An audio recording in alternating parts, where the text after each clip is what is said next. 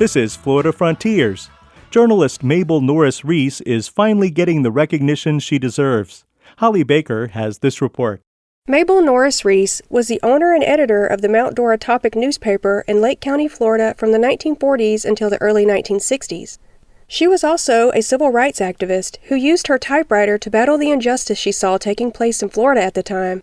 In 1949, a white woman from Groveland claimed she was raped by 4 black suspects: Ernest Thomas, Walter Irvin, Sam Shepard, and Charles Greenlee.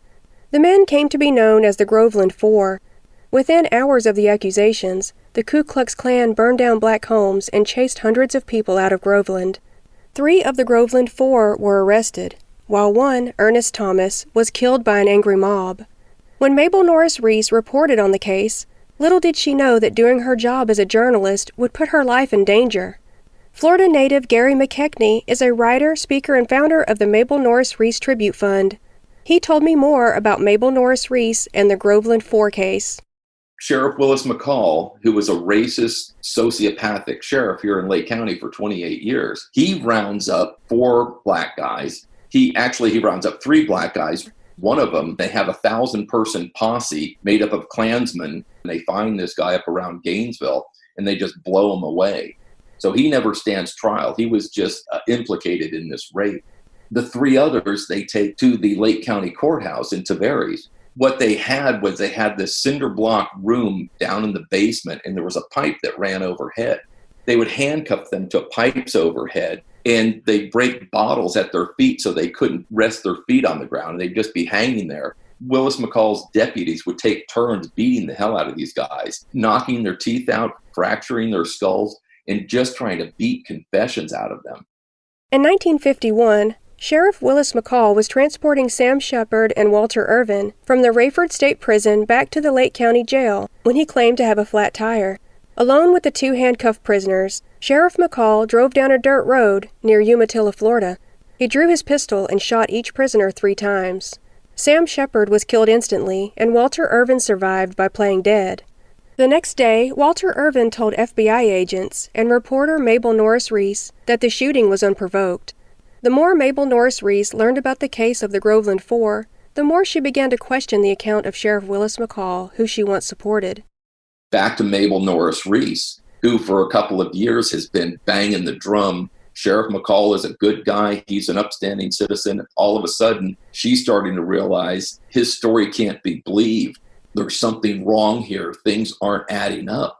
So you got to picture this. She's now going against the sheriff, which brings the full force of his corrupt empire down on her, him and all his Klansmen friends. And now all of a sudden, it's just like getting really dicey for her.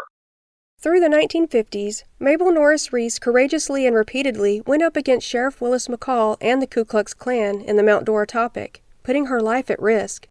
Her house has a cross burned in the yard. A car drives by and they throw a bomb at her house. Then another car drives by at another point, bombs her house again. These Klansmen take this chunk of meat, they soak it in poison and strychnine, they throw it over the fence, murder her dog. They paint a red cross by her business. She has the good sense to say, Willis McCall is my best insurance policy because if I end up dead, people are going to know who did it. It's going to be the Lake County Sheriff who did it. The Ku Klux Klan eventually ran Mabel Norris Reese out of town. In 1960, she moved with her family to Daytona Beach and began to write columns for the Daytona Beach News. Sheriff McCall was investigated numerous times for civil rights violations and tried for murder, but he was never convicted. Mabel Norris Reese was one of the only journalists brave enough to question and to confront Sheriff McCall and his misdeeds. In 2020, through donations from the Lake County community, sculptor Jim McNallis created a sculpted portrait of Mabel Norris Reese. The sculpture will be on rotating display in the near future. Gary McKechnie. You look at a portrait of Mabel Norris Reese and you have to ask yourself, could I do that? Would I have the courage to stand up for people who are the victims of a law enforcement officer who's gone rogue, a legal system that's been corrupted? You hope you do, but you have to look at people like Mabel and say, hey, if she could do it, I can do it. Because you want to aspire to something greater than yourself. For evil to exist, good people do nothing. Mabel chose to do something. That's why she's to be admired. Mabel Norris Reese lived in Daytona Beach until her death in 1995 at the age of 80. To learn more about the life and work of Mabel Norris Reese, go to remembermabel.com.